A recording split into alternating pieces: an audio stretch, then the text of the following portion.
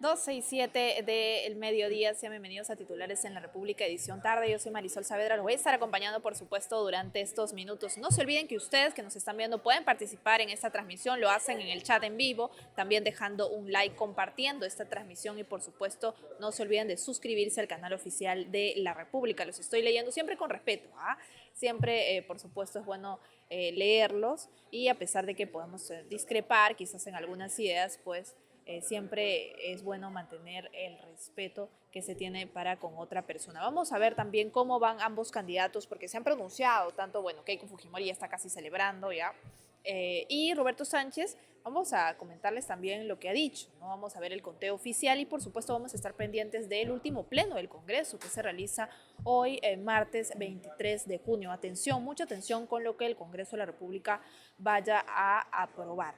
Y vamos a empezar con el conteo oficial, precisamente, ¿no? De OMPE ya al 99.71%. Vamos entrando casi a la etapa final. A ver si tenemos el retorno aquí en la pantallita también para poder verlo. Y por supuesto para hacer las restas, ¿no? Porque ya estamos muy cerca, como le digo. Y tenemos esta diferencia, ¿no? Keiko Fujimori tiene 9.191.308 votos. Versus el señor Roberto Sánchez, 9.150.701 votos. Un voto. La diferencia es de 40.607 votos, ¿no? En el caso de Keiko Fujimori tiene un porcentaje de 50.1% y el señor Sánchez tiene 49.8%. Esa es la diferencia, por lo menos a esta hora ya de la mañana. Como les digo, es la fase final de este conteo oficial que realiza OMPE. Ayer comentábamos también junto con ustedes la envidia que me daba, ¿no? En Colombia hacen este como preconteo oficial, que es casi como lo que hace pues las encuestadoras aquí a nivel nacional, pero eso es del gobierno. Entonces, por lo menos ya les permite vislumbrar quién será el próximo presidente, que es también alguien de ultraderecha, ¿no?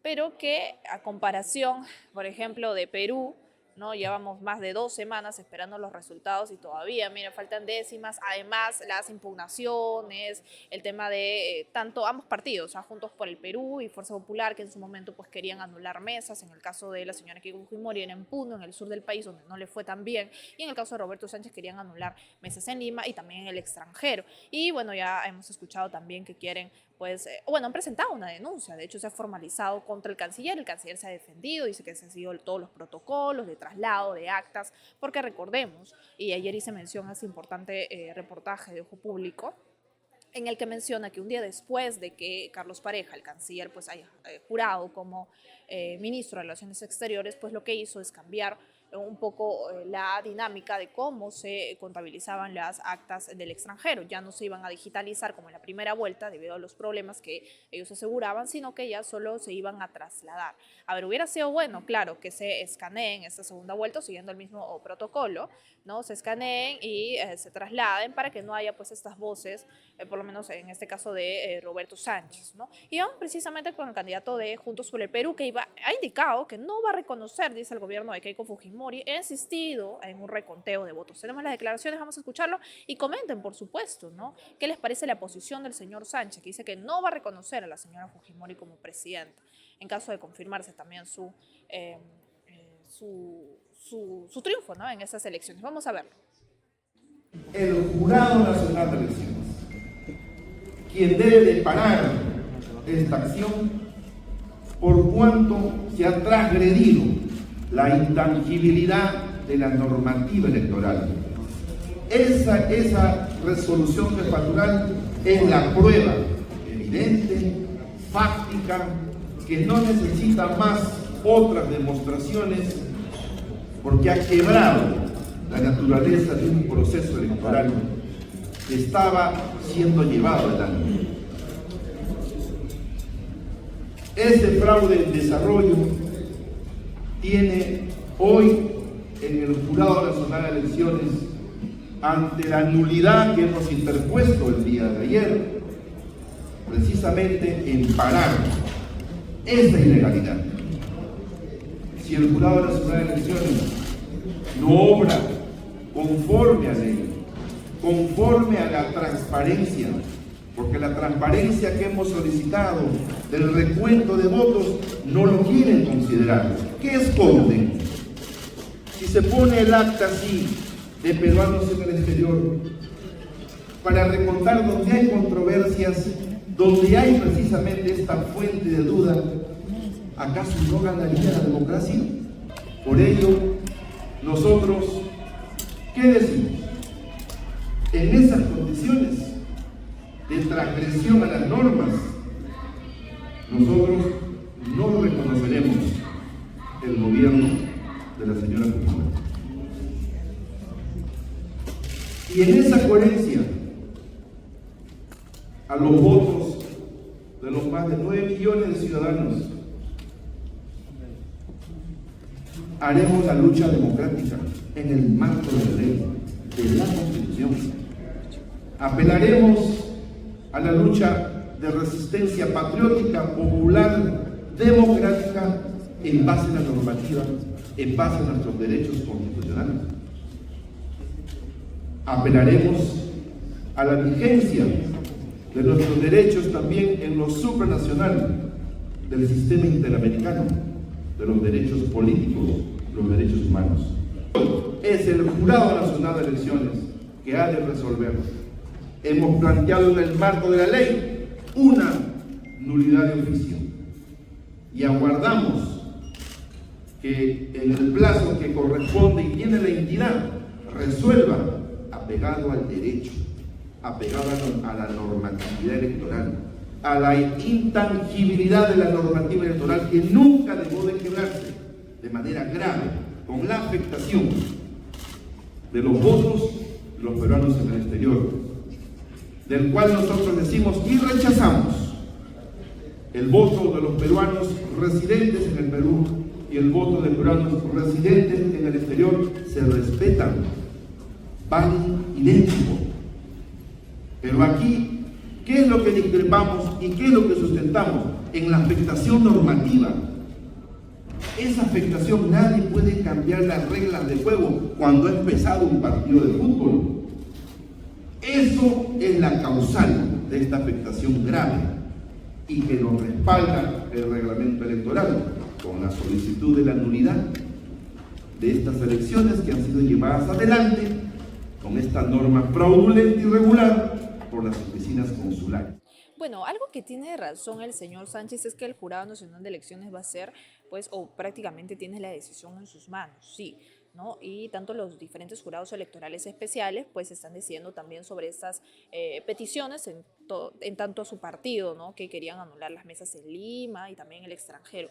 Pero yo creo que debería ser otra su posición, ¿no? La posición de Roberto Sánchez, del partido, en caso se confirma pues su derrota, que por lo menos parece, ¿no?, que va a ser y que la señora Keiko Fujimori va a ser la próxima presidenta, debería ser de que vamos a hacer oposición. Así debería ser, tal cual, ¿no? Porque se requiere obviamente una oposición muy fuerte para contrarrestar lo que va a ser el gobierno de la señora Keiko Fujimori, que ya sabemos en realidad que se van a aprobar leyes a favor pues o pagar favores, ¿no?, que le han hecho obviamente en campaña presidencial, ¿no? Lo ha hecho, por ejemplo, en campañas del 2021, en el 2016, o sea, ya hemos visto en realidad el actuar de Fuerza Popular desde el legislativo, ojo, sin ganar la presidencia, cómo se han comportado y cuántas leyes han aprobado y cómo han sido también las alianzas en tanto a bancadas, por ejemplo, como Renovación Popular. Ahora, sí se quiere y se necesita una oposición por lo menos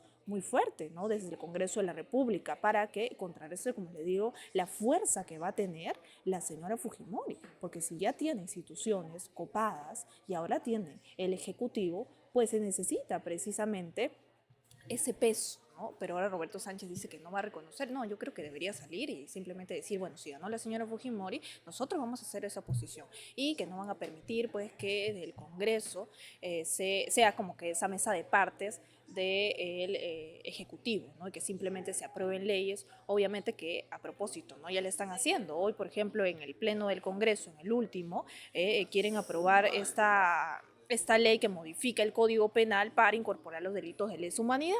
Prácticamente lo que dice el Congreso es que apruebe este proyecto de ley, ¿no?, que es el 14337, para casos graves de violación a los derechos humanos queden sin castigo, ¿no? Y eso es muy grave, ojo, ahorita lo están debatiendo, vamos a conectarnos luego, pero es esa clase de proyectos que han aprobado, ¿no? Sin tener a un fujimorista o a Keiko Fujimori en el Ejecutivo. Imagínense ahora que lo va a tener, o sea, el gobierno de Keiko Fujimori no lo duden que va a ser represivo, a pesar de que ella diga que no, de que se van a aprobar múltiples leyes a favor de ellos, obviamente, ¿no? Y que la ciudadanía, pues, sí, preveo que van a haber muchas manifestaciones, lo cual sí me preocupa, ¿no? Porque aprueban estas leyes que prácticamente le dan salvavidas a los policías, ¿no? Y a los militares. Vamos a comentarlo luego de ello. Pero es la posición de Roberto Sánchez. ¿Ustedes qué opinan, no?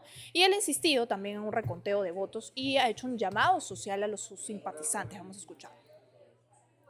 A que no tengamos 5 años más de captura de la democracia, de las instituciones, como en el gobierno parlamentario de la señora Fujimori viene ocurriendo. Llamamos a la resistencia democrática, a nuestras regiones, a todo el Perú. El día sábado tendremos una jornada nacional de lucha democrática, de lucha patriótica, en el marco de la ley y nuestros derechos constitucionales. En ese sentido, al movimiento social, a todas nuestras fuerzas, nosotros les decimos que estaremos pendientes, porque luchamos contra y nos movilizamos contra la persecución política, la persecución judicial de diferentes líderes sociales y hombres y mujeres demócratas que hoy están encausados precisamente por solo pronunciarse en el marco de la ley para defender sus derechos. Nos movilizaremos en esa ruta por la democracia contra la persecución política, en una lucha democrática para recuperar los estándares de la democracia en el Perú. Nos pronunciamos por la unidad de todos los pueblos democráticos, el movimiento social. Es la hora ejemplar de una lucha democrática en los estándares de la Constitución. Es la hora, esta ruta de la democracia, que empiece el día sábado en la gran convocatoria nacional aquí en Lima, que caminaremos por las regiones luchando y exigiendo la libertad. 12:20 de la tarde. Bueno, ahí está el señor Sánchez, como también lo dijo en un audio anterior, será el Jurado Nacional de Elecciones quien tiene la última palabra, así como desestimó también los pedidos el último fin de semana, el último viernes, en los pedidos de nulidad que solicitaba Juntos por el Perú en el caso de Mesas de Lima y en el extranjero. Vamos con el congresista Aquito, que se ha pronunciado sobre esta denuncia al canciller por ser, dice, presunto autor del delito contra la voluntad popular. Vamos a escucharlo.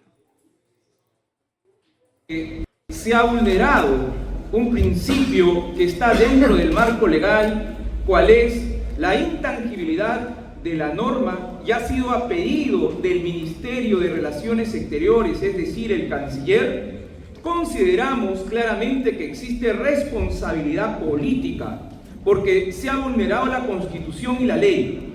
Es por esa razón que se está planteando denuncia constitucional contra el canciller, el ministro de Relaciones Exteriores, el señor Carlos José Pareja Ríos, en su calidad de ministro de Relaciones Exteriores, como presunto autor del delito contra la voluntad popular, atentados contra el derecho de sufragio, previstos y sancionados en el artículo 359 del Código Penal, en agravio del Estado y el pueblo peruano, y por la infracción constitucional contra el derecho a elegir y ser elegido, previstos en el artículo 31 de la Constitución, contra el sistema electoral peruano, previstos en el artículo 176, y también el artículo 45, que es contra el voto popular. Así es que nosotros también exigimos al Congreso celeridad respecto a este tema, a pesar de que también sabemos y conocemos que dentro del Congreso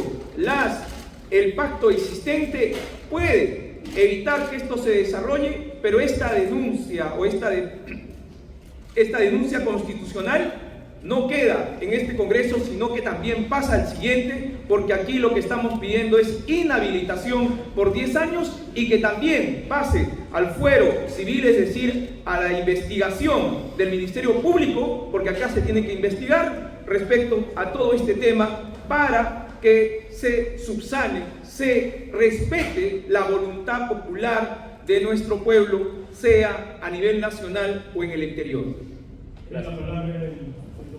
Bueno, ahí está el congresista Quito pronunciándose también sobre esta denuncia al canciller, que a propósito ayer se ha defendido, ¿no?, de esta denuncia constitucional que ha presentado el personero legal de Juntos por el Perú.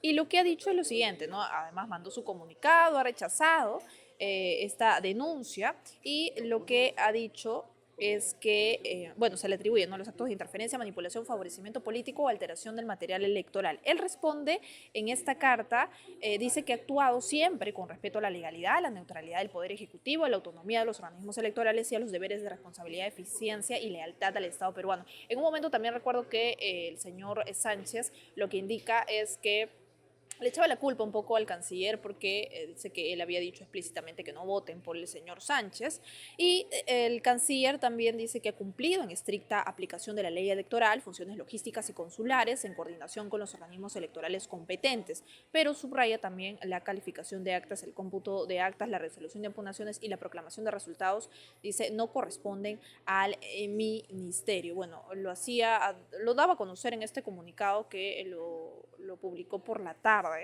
¿no? Y que, bueno, dice, el ministerio cumplió en estricta aplicación de la ley electoral y los cuestionamientos planteados ante el Jurado Nacional de Elecciones a los mismos hechos invocados en la denuncia constitucional, y dice, por ello va a esperar con serenidad y respeto el pronunciamiento de las autoridades correspondientes sin perjuicio de ejercer mi derecho de defensa, y que desea reiterar su reconocimiento a los peruanos en el exterior que ejercieron su derecho al voto, así como a quienes participaron como miembros de mesa y personeros. Dice, quiero reiterar que el Ministerio de Relaciones Exteriores respetó escrupulosamente la normativa electoral y garantizó en todo momento la cadena de custodia del material electoral, y que los observadores internacionales, ni la Contraloría, ni la Defensoría, ni los observadores del Jurado Nacional de Elecciones, ni los propios personales de los partidos han encontrado irregularidad alguna en el proceso electoral en el exterior que sustente la pretendida acusación constitucional. Bueno, eso es lo que cómo se defiende, ¿no?, el canciller, y ha negado cualquier favorecimiento político en torno a esta denuncia, ¿no?, respondiendo un poco a lo que dice Juntos por el Perú. Bueno, ya sabemos, digamos, la inclinación política también del canciller, lo hacía ver en fotos. De hecho, en el último semanario, en la última edición del semanario El Hildebrand, no sé si han podido ver la posición, pues, ¿no?, bastante clara del señor Pareja en torno a la candidata Fujimori.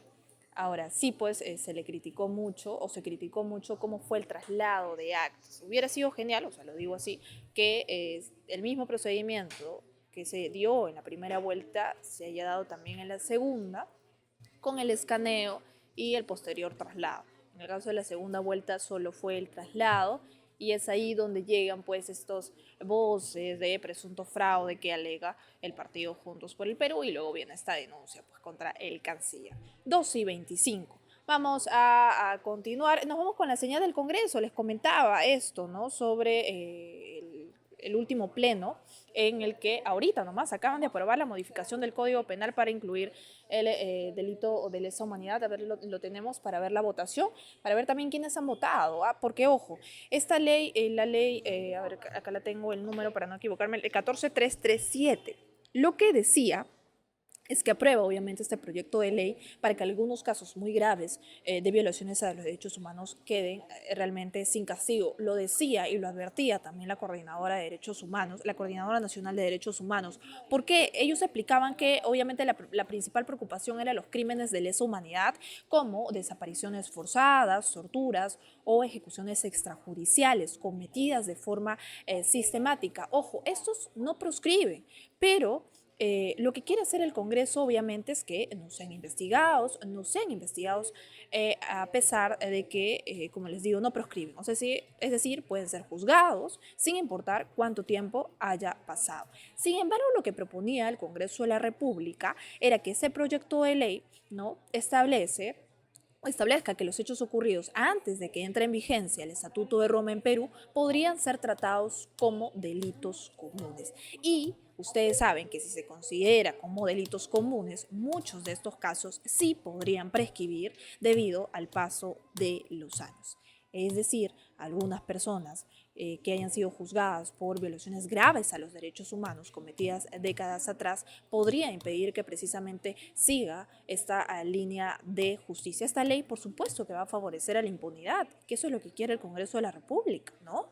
Y va en contra también de los estándares internacionales que consideran estos crímenes como imprescriptibles. Y claro, ¿no? Y ni hablar también que debilita el derecho también a las víctimas de encontrar justicia. Terrible, sí, terrible lo que se viene, ¿no? Porque si el Congreso empieza así, antes de que por lo menos jure la señora Fujimori como presidenta, imagínense lo que va a hacer cuando ya ella asuma la presidencia de la República, ¿no? Pero bueno, vamos a estar atentos a este último pleno del Congreso de la República, porque hace un momento también la congresista Rulu que había pedido una cuestión previa para que retome este proyecto a la Comisión de Justicia. Y ya saben qué le dijeron, pues el Congreso le dijo no, ¿no? Pero ahí están aprobando leyes para que los crímenes de lesa humanidad, lo vuelvo a decir, queden impunes. Eso es lo que quieren. 12:28 de la tarde. Vamos con Domingo Pérez, que se ha pronunciado también sobre este recuento de votos y dice que permitan una audiencia pública. Vamos a escucharlo. También aquellos que ya se encuentran presentados con el distrito y las evidencias correspondientes.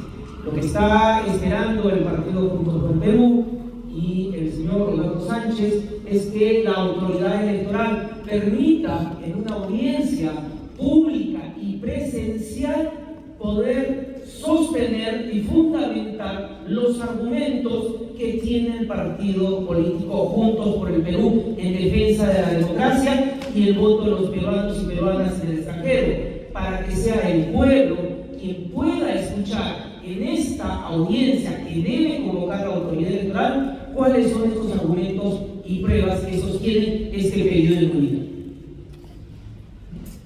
Bien, ahí está la posición del exfiscal José Domingo Pérez, que quiere una audiencia pública. Pero vamos a continuar con también el cronograma ya de las elecciones regionales y municipales. El Jurado Electoral Especial ha rechazado la lista de Renovación Popular por elección de López Aliaga como senador. El Jurado Electoral Especial de Lima Centro declaró inadmisible la lista de candidatos de Renovación Popular para la elección de alcalde y regidores de la Municipalidad Metropolitana de Lima. Ahora, esta resolución otorga un plazo de 2 días para que esta organización política subsane las observaciones, entre ellas la situación jurídica del exalcalde Rafael López Aliaga respecto a su proclamación como senador electo. El Jurado Electoral Especial lo que ha señalado es que obviamente el señor Rafael López Aliaga fue proclamado como senador por el Jurado Nacional de Elecciones y que posteriormente expresó su renuncia al cargo. Por ello, lo que ha solicitado al partido el señor Aliaga es presentar documentación que acredite oficialmente su situación actual, ¿no? Y descarte eventuales impedimentos para postular. El mismo requerimiento fue formulado para Guillermo Valdivieso Méndez, proclamado parlamentario andino electo, sobre quien también existen versiones de una posible renuncia o desistimiento. Además, el organismo electoral ha observado que 12 candidatos de la lista no acreditaron haber nacido en Lima, ni presentaron documentos con fecha cierta que prueben residencia continua en la circunscripción durante los 2 años previos al cierre de inscripciones.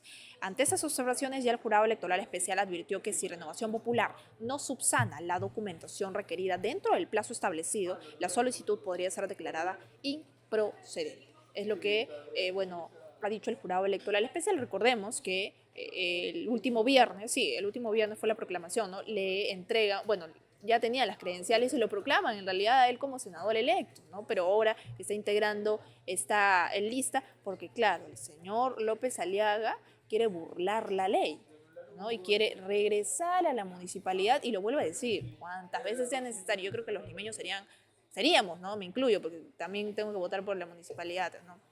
Seríamos muy tontos si elegiríamos nuevamente a esta lista conformada por el señor Aliaga, porque él deja entrever además que el señor, a la municipalidad, me olvidé el apellido, Rubio, ¿no? El señor Rubio podría no terminar el cargo y renunciar. Y si renuncia, pues el único que tiene que ser alcalde ahora sería el señor Rafael López Aliaga. Mírenme. 2:32 de la tarde. Vamos ahora con Renato Murillo. Hablamos sobre la impunidad policial, ¿no? Y sobre estos casos además que son importantísimos que hasta ahora buscan justicia. Renato Murillo era un joven de 22 años cuando acudió a una movilización en el centro de Lima. Recuerdan ustedes durante las protestas de Dina Boluarte, a él le cae, la policía le dispara una bomba lacrimógena en la cabeza y felizmente se salvó por un casco que él llevaba. Él estuvo 12 días en coma y se salvó de milagro, pero tiene secuelas aún en su vida. Vamos a ver este caso, este informe realizado por la Unidad de Investigación.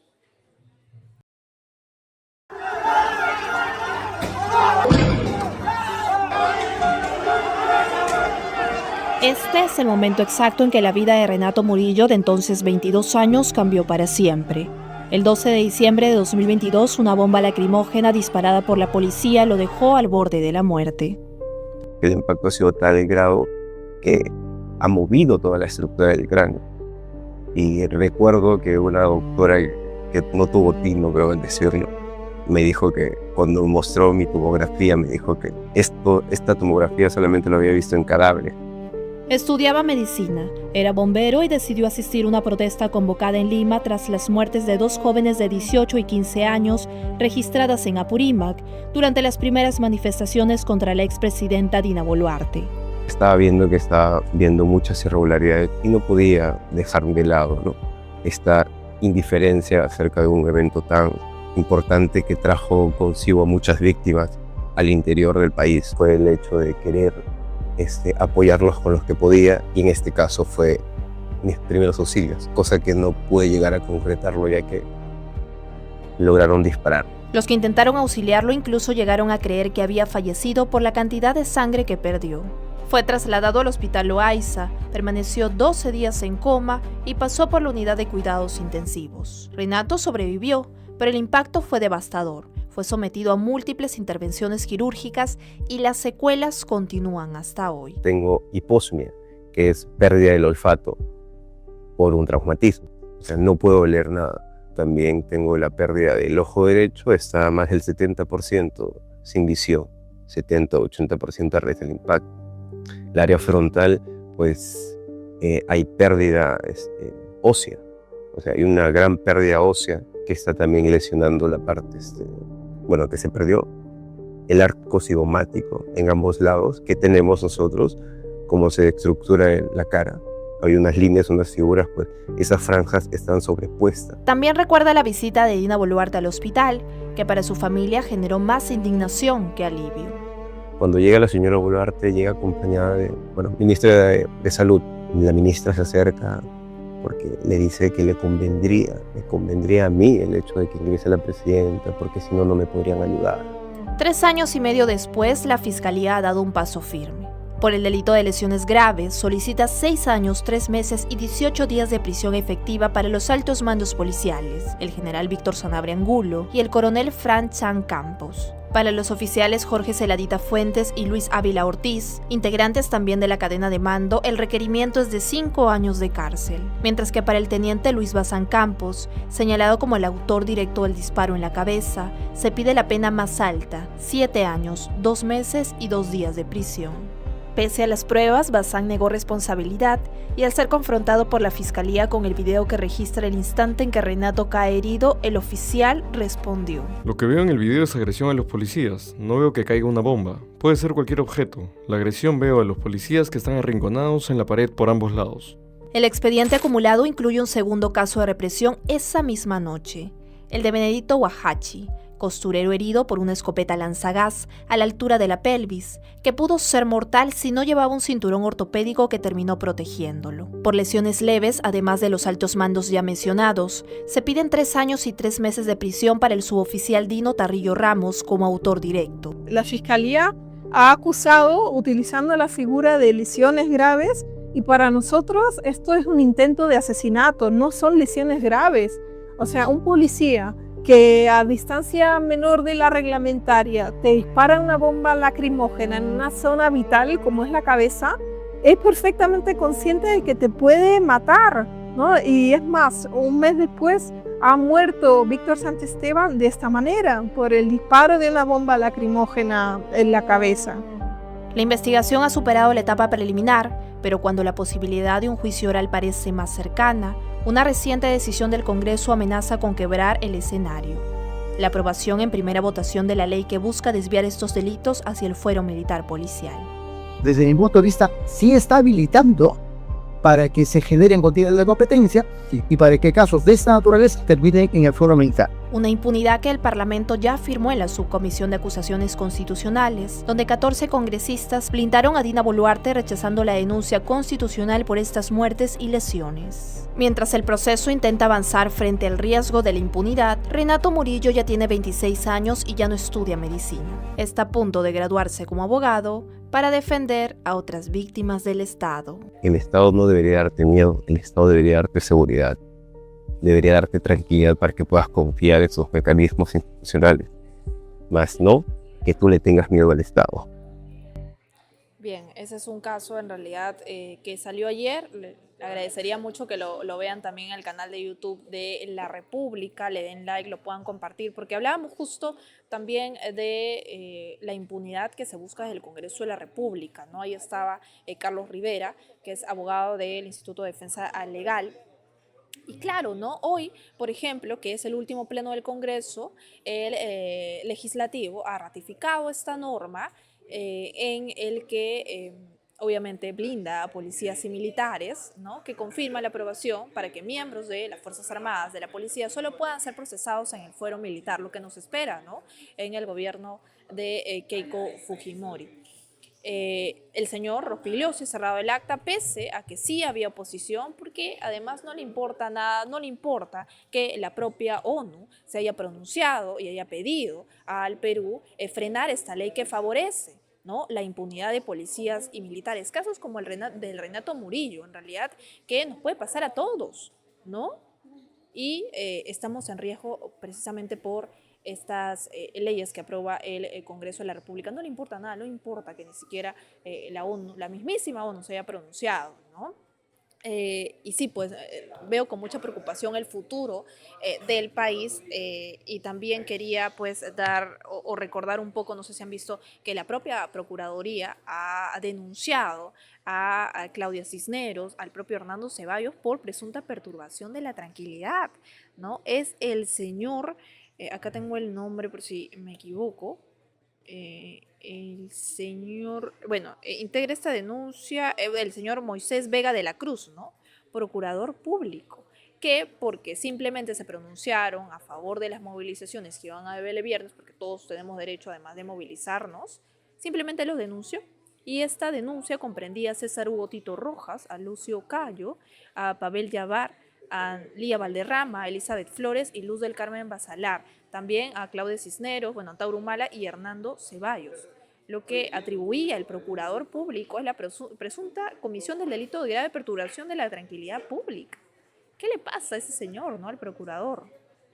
Pero bueno, le digo con mucha preocupación lo que nos espera, sí, en un próximo gobierno de la señora Fujimori.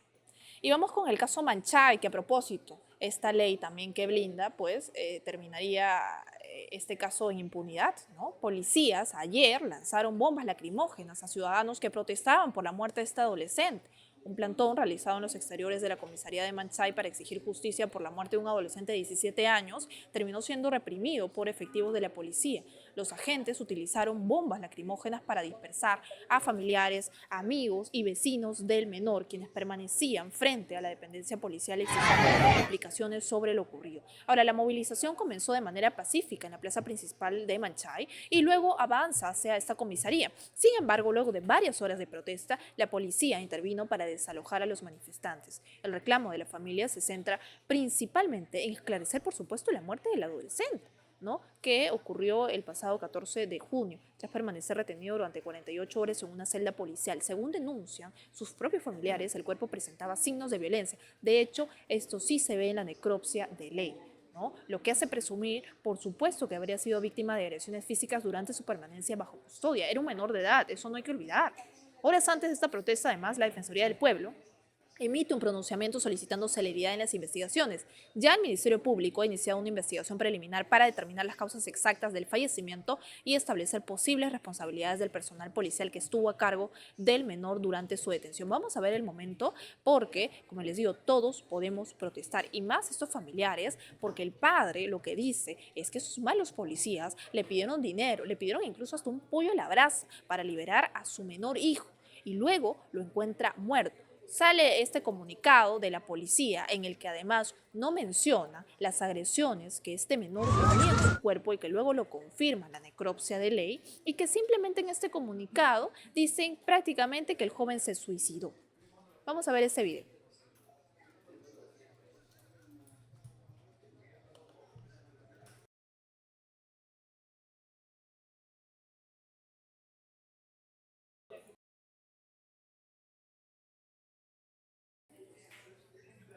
Bien, y terrible, ¿no? Terrible porque estas leyes que hoy aprueba el Congreso lo que genera es un escenario de incertidumbre y creo que vislumbra un poco la impunidad que vamos a tener durante estos años, ¿no? Esta familia lo que quiere es justicia y quiere esclarecer la muerte de este adolescente. 2:43 de la tarde cerramos de esta manera titulares en La República, edición tarde, no sin antes agradecerles a todas las personas que han estado conectadas. No se olviden de, por supuesto, dar un like, de comentar y de compartir esta transmisión con sus amigos, compañeros y, por supuesto, no solo se suscriban al canal de La República, sino también La República Noticias. Cuídense, buenas tardes, los espero a las 6:30.